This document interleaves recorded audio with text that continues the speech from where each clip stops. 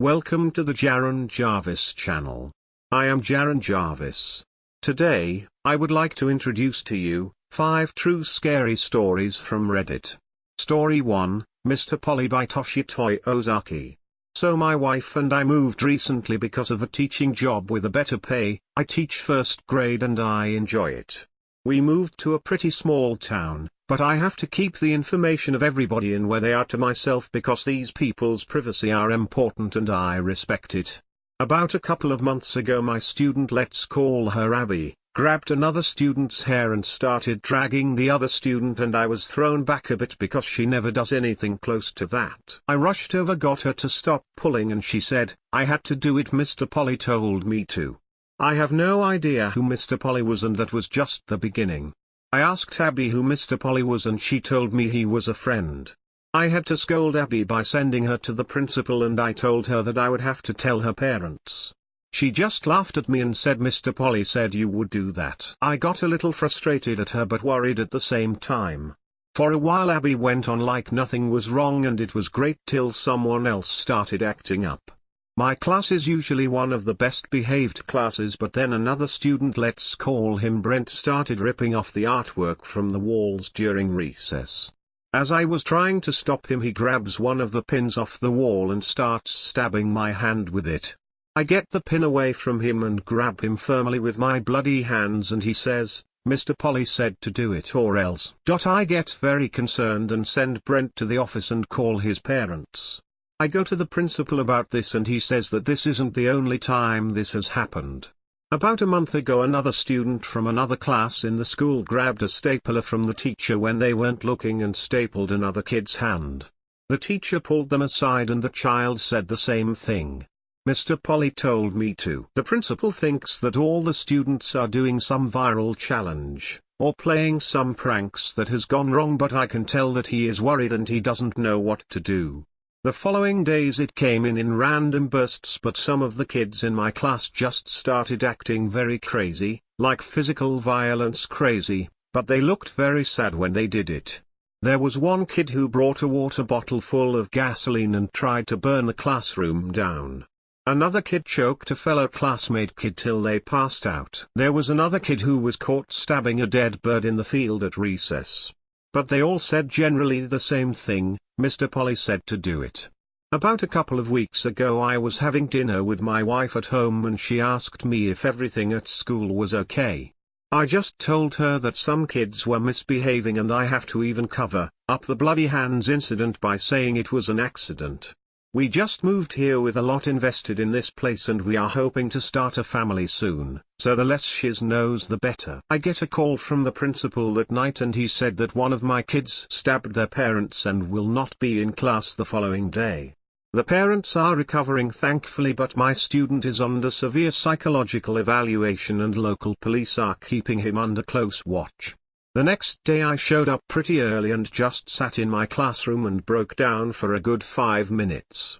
I didn't notice that one of my students, let's call her Carly, was watching me. I gather my strength and tell her everything is alright. She just walks up to me and says, "Mr. Polly scares me." I have the idea and ask her to draw Mr. Polly for me. She walks over to her desk, grabs a drawing, shows it to me and points to a figure drawn in black but with no face. Carly tells me that she doesn't remember what he really looks like. As soon as the whole class arrives I decide to get the whole class to draw Mr. Polly. Some of them already have drawings made hidden in their desk, some of them are drawing with so much concentration, and some of them just refuse. I look through all the drawings that were made but they are all different. One looks like a black hooded figure with a bloody face, one looks like a person with multiple faces and arms, one looks like a dismembered mannequin, and one just looks like a cage but with a ghost-looking figure inside. Every single drawing is different and it leads me to believe that the kids were just making things up and I was getting played. For the next 2 weeks or so it has been pretty normal and no incidents have happened. I really have no explanation of the recent events and how to explain them. I ask the kids if they have heard anything from Mr. Polly and they all tell me no, giggling like it was funny. The staff seem to make like nothing has really happened and principal doesn't really like to talk about it. I guess we all just move on from this point. I get home yesterday from another regular same day of school. My wife was home making dinner and said that I had a piece of mail with my name on it, nothing else, not even return address. I open the letter with folded piece of paper and it says, "I told them to do it." I ask my wife where this letter came from. She said it was delivered by a guy and she can't remember what he looks like. She says it jokingly. But she remembered he introduced himself as Mr. Polly. Story 2, He's Right Here But the Obituary Says He Is Dead, by Emelina 1884. As I sat and scrolled my feed, I had a feeling of unease. Not because I was sitting outside in the dark with my brother-in-law, we were both smoking a cigarette before we both headed to bed. The weird part is that I saw a post saying in bold black letters, "Huntsville man dies after being hit by semi," the car all mangled and torn and the clear head imprint on the windshield where he wasn't buckled up. Died on impact. That's unbelievable. He was late getting home that night by about 3 hours. He told my sister he had to go to his parents to pick up his insurance cards because he just bought this car. My sister is 7 months pregnant and it's like the baby knows when he comes home. She will barely move until about 9 p.m. rolls around, and then when he gets here she goes bonkers and it's like she knows her daddy is home. How in the hell do I even begin? I don't want my sister to stress and harm the baby. She's in bed anyways. My husband is at work. So it's just me and him. Usually I'm very outspoken and would just come out and say how freaking insane it was, but when I went to do that something stopped me. It was his eyes. I'll explain how I'm sitting to be more clear. I was sitting on the porch steps and he was in the chair diagonal to my right, behind me. When I clicked it he saw me. He knew I read it. And when I turned around his eyes met mine and I got the vibe that I need to shut up fast. He was acting fairly normal, he was on his phone watching videos. I casually got up and walked to my car to see if I left my charger in there. It's not the same car. How I know is because when I went to get the car with him last Saturday I noticed a scratch on the driver door. A deep scratch, then upon shining my light the tires are different. I'm a woman but I pay attention to cars. I love cars. And I know just 3 days ago the tread was so low I even told my brother-in-law he would need new ones. These are brand new tires with tread. I was looking on Facebook and trying to find something. Anything. None of the "Rip Jason Richards" or anything proves he is dead. Maybe a bad joke. But those eyes tell me otherwise. I can't explain it. It was like he could see what I was thinking before I said it. I got up and headed inside and I swore his eyes changed colors 4 different times when he said leave well enough alone. I got to my room and sat down. I heard him go to his room. The article has since then been deleted. Hell, the whole news station is even gone. Phew. Maybe it was a fluke. It's now the night after. He isn't home yet. But my sister did mention some odd things about him. She said when he came to bed he lay there all night and she swore she could see a light under his eyelids flickering different colors, like I described as he said that to me last night. This morning she woke up and said she found him talking to her belly, which wasn't odd for Jason. He loved that baby and would talk to her for hours and just lay there. She said that it was what he said that scared her. I'm your daddy now. What the hell does that mean? She acts like she's asleep sometimes and listens, but she said that the baby went absolutely crazy, kicking and pushing her ribs. I had a dream last night. Maybe from all the weird shit, but Jason was in my dream saying that he was gone now and that he should have told us before now, but he is here to get the baby. I hope I can chalk that up to my subconscious going nuts over the weird shit. I was so lost. I didn't know what to do. Until that knock on the door came earlier. Jason number 2 isn't home yet. It was the police. They were looking for the next of kin and they found me as a cosigner and said I am all they can find.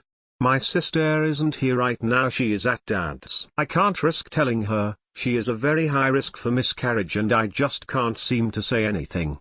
She could believe me and be under so much from grieving and lose my niece, and then she could not believe me and say I'm insane and leave with this thing. And God only knows what will happen then. What will I say?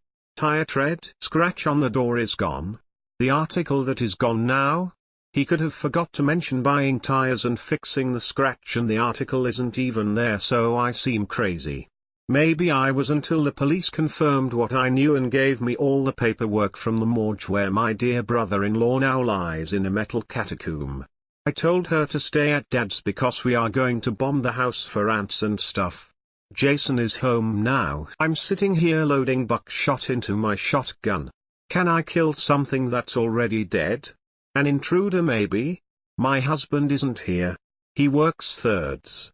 It's just me and him, and I'm about to find out what the fuck is going on.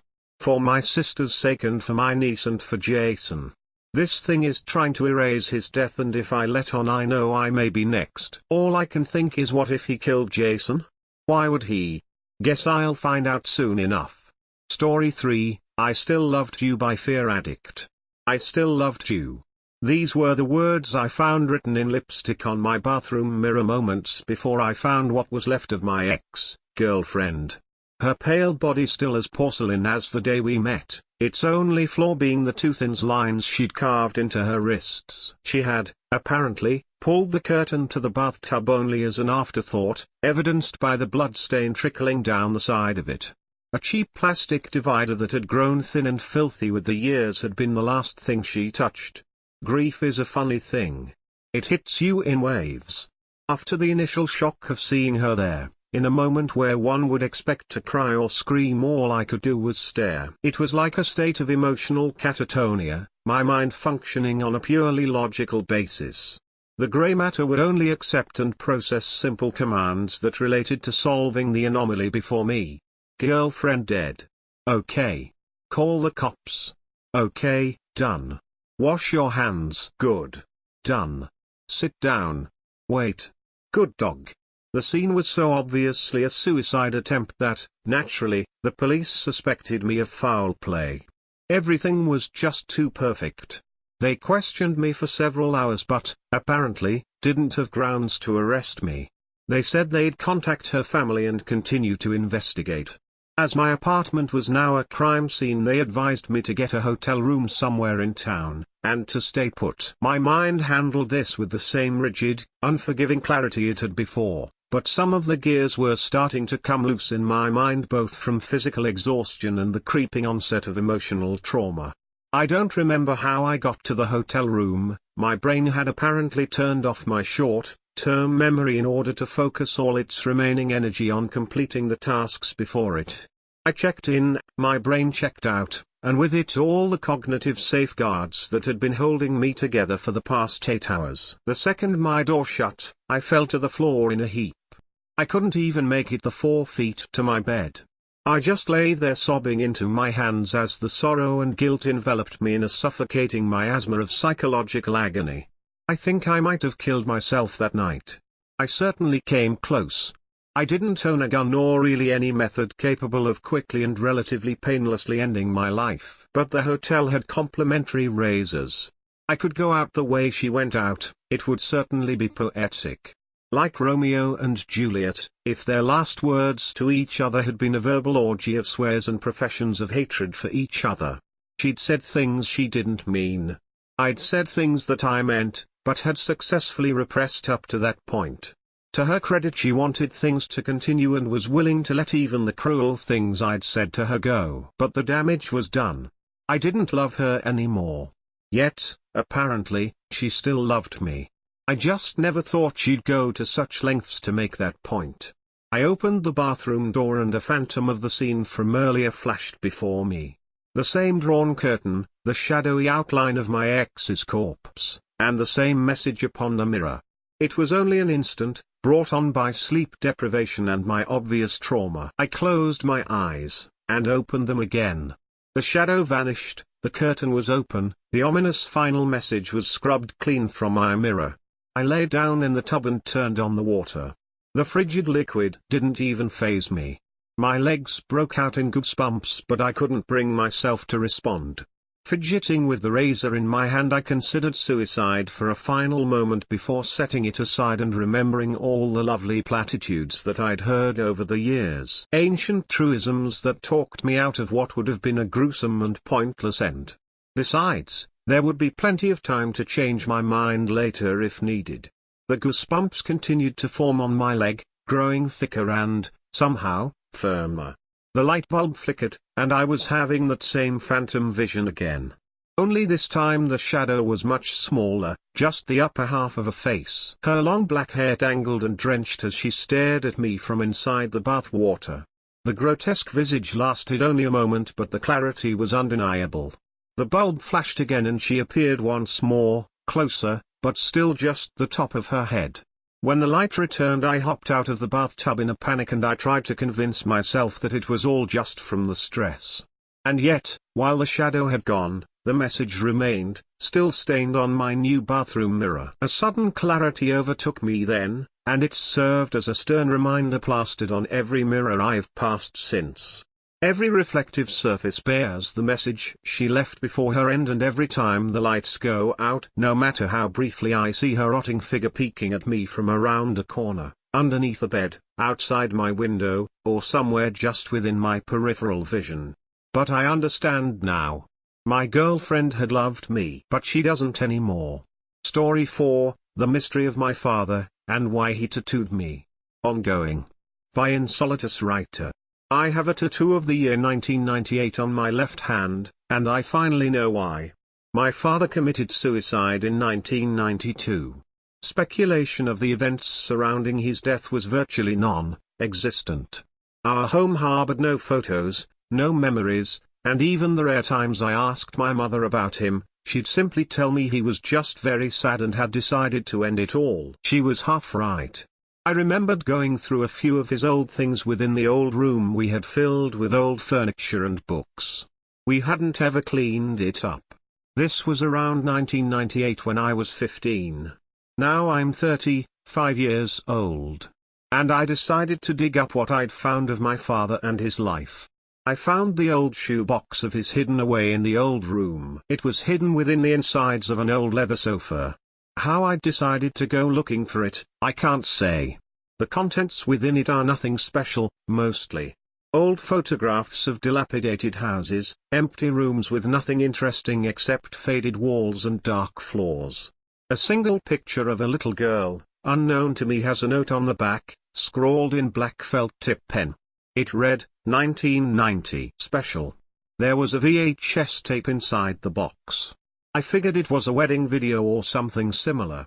So back when I was a kid, I decided to watch it. I remember kind of glazing over it thinking I was watching a horror movie. But now, being as old as I am, and sitting down in my kitchen, typing away at 3 a.m. after finding it once more, I'm filled with regret. The tape was unmarked, but when I put it on my TV, I was greeted with a simple line of white text that spelled out, 1988. It was like an urban exploration video. An old black and white camera had been used. And then I saw a hand come into focus, one with a watch turned inside. The cameraman was my father. He always wore his watch like they did in the military since he'd been in Vietnam, or so I'd heard from my mother. He was holding the hand of the little girl who looked upset. Fresh tears were going down her cheeks. The video cut to him roughly groping her, cupping her head in his hands. There was no noise. And then they walked again in the darkness. At the end of this dilapidated hallway, there was an archway. Something stood halfway to the side. It looked like it was shaking. It looked like its skin was thick and grey, its head covered in thorns, while its black, hollow mouth slammed the side of the wall. It reached out a long arm, too long for human. The camera panned to the little girl. She clung to my father, but he yanked her hands off and moved her forward. The thing reached out to her and twisted her hand slowly. Something on her hand caught my attention.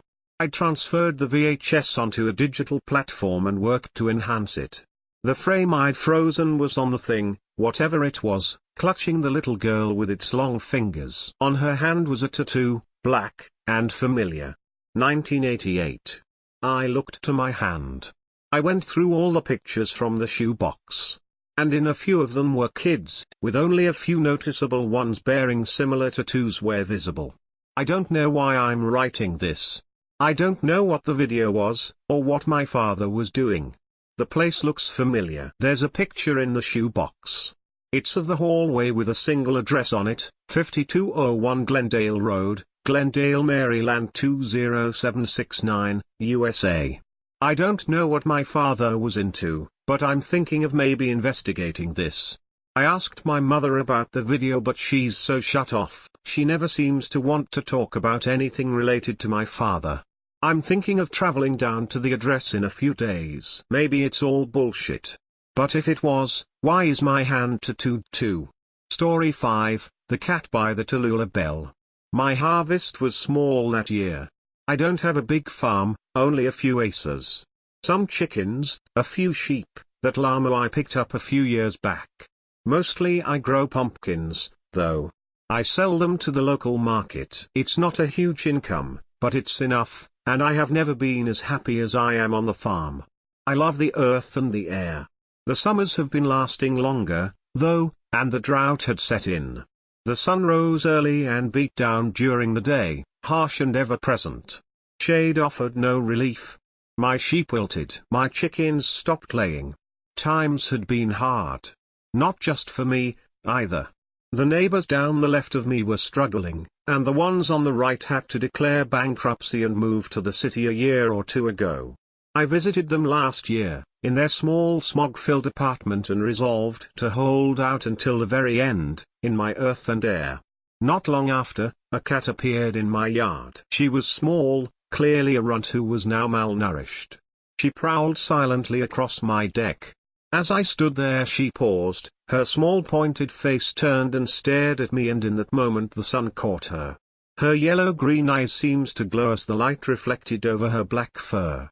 The colors seemed almost too vivid, and I felt a moment of lightness before the heat seemed to be suddenly turned up. Dizzy and overcome by this sensation, I retreated inside for water. When I returned, the cat was gone. That night, 3 chickens died.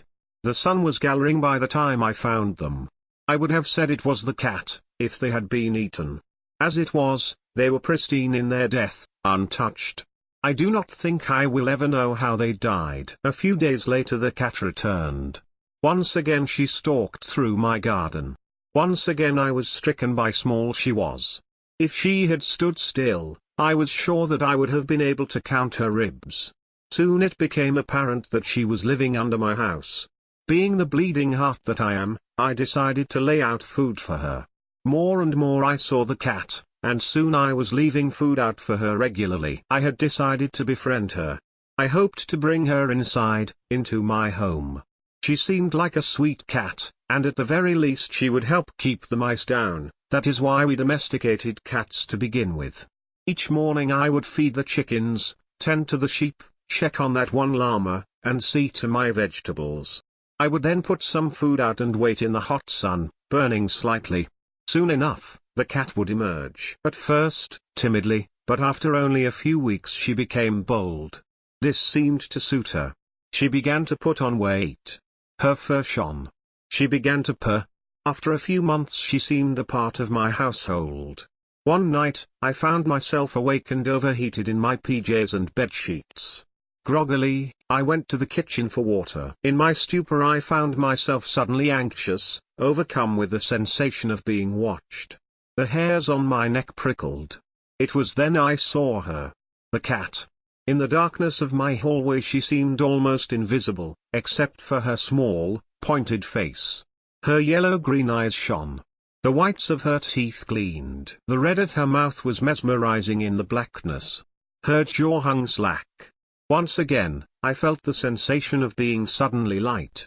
Like I had been under a great pressure that was now relieved so suddenly my body could not adjust and I was left in discomfort. I felt as though I was suspended, my cells barely hanging together. At any moment the boundaries of my body would dissolve and I would drift into nothingness. A deep, rumbling voice emanated from the cat, though her mouth did not move and her eyes never left mine. Her words seemed to vibrate within me. The house seemed to shake. She said only 2 words. Thank you. The feeling of lightness seemed to shatter then. Terrified, I ran. I never saw the cat again. This year, my crop was bountiful.